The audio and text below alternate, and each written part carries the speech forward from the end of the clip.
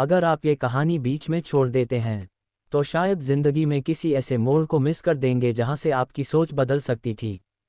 क्योंकि ये कहानी सिर्फ एक इंसान की नहीं है, ये कहानी है हर उस शख्स की जो हार चुका है, टूटा है, अकेला पड़ा है और फिर भी खुद को उठाया है। पर इस कहानी में एक ऐसा मोड़ आता है जहां सच और झूठ, सही और गलत सब धुंधला हो जाता है, और वहीं से असली खेल शुरू होता है। तो अगर आपने कभी किसी पर भरोसा किया हो, कभी अपना सब कुछ खोया हो, तो ये कहानी आपके लिए है। उस रात जब सब सो रहे थे, तब एक 26 साल का लड़का आदित्य अपने छोटे से कमरे में जाग रहा था। नहीं, पढ़ाई या मोबाइल की वजह से नहीं, बल्कि इसलिए क्योंकि उसकी जिंदगी की सबसे बड़ी सच्चाई उसे उसी रात पता चली थी। फोन की स्क्रीन पर एक फोटो खुली थी जिसमें वो खुद था, लेकिन कैमरा उसने नहीं लगाया था। उस फोटो के नीचे सिर्फ 4 शब्द लिखे थे, तुम्हें देखा जा रहा है। आदित्य की सांस अटक गई। वो कोई सेलिब्रिटी नहीं था, न किसी गैंग से जुड़ा, न किसी को ब्लैकमेल करता था।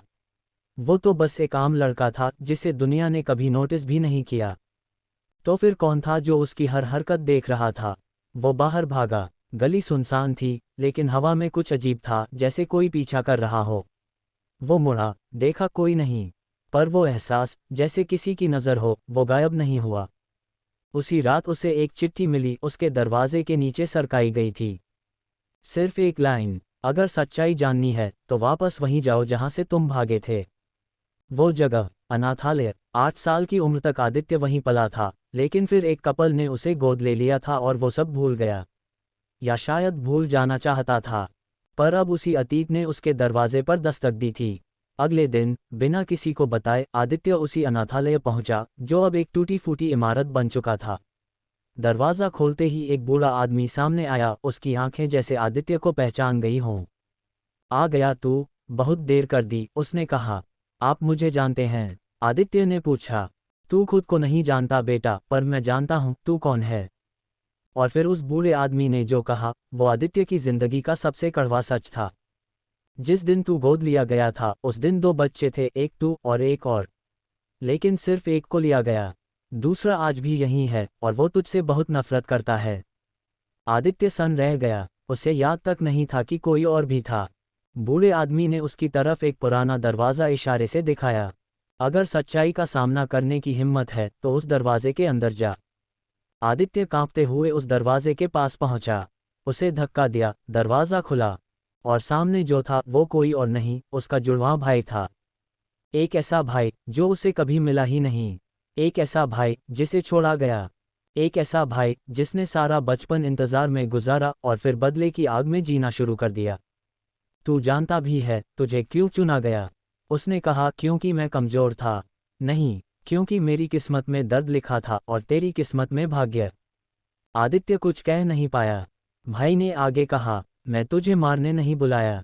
मैं तुझे दिखाना चाहता था कि मैं आज भी जिंदा हूँ। और आज भी वो सब कुछ जानता हूँ जो तू नहीं जानता। तेरे माँ बाप कौन थे, क्यों तुझे अनाथालय में छोड़ा गया, और असली वजह क्या थी।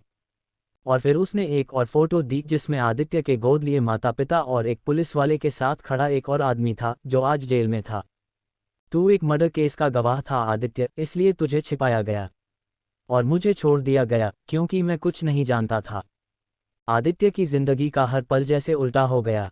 उसके माँ बाप, उसकी परवरिश, उसका सच, सब कुछ एक जाल था। अब वो क्या करता? किसे सच मानता, किसे माफ करता, और किससे बदला लेता?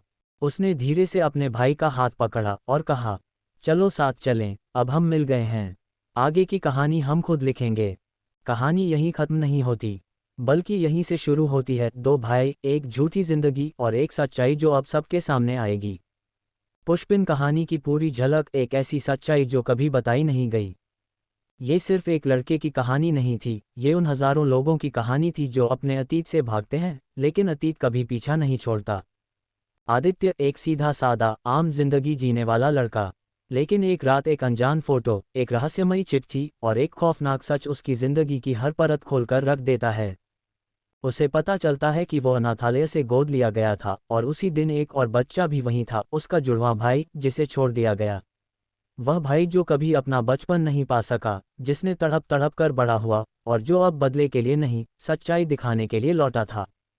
सच्चाई क्या थी? आदित्य एक मर्डर केस का गवाह था जिसे बचाने के लिए उसके असली माँ बाप ने छोड़ दिया। उसे छिपाया गया, नई पहचान दी गई, जबकि उसका भाई वहीं अंधेरे में छूट गया। इस कहानी ने हमें ये बताया कि कभी कभी हम जो जिंदगी जी रहे होते हैं वो हमारे द्वारा चुनी नहीं गई होती बल्कि किसी और की योजना का हिस्सा होती है। और जब सच सामने आता है तो सवाल सिर्फ यह नहीं होता कि अब क्या करें, बल्कि ये होता है कि हम खुद को पहचानते भी हैं या नहीं। दोनों भाइयों की मुलाकात सिर्फ खून का रिश्ता नहीं थी, वो एक आत्मा की दो अधूरी कहानियां थीं जो अब एक होकर खुद की नई शुरुआत करना चाहती थीं। ये कहानी हमें सिखाती है कि बीता हुआ वक्त चाहे जितना भी अंधेरा क्यों ना हो, सच के सामने आने से रोका नहीं जा सकता। और जब सच्चाई सामने आती है तो या तो इंसान टूट जाता है या फिर खुद को नए सिरे से बनाता है।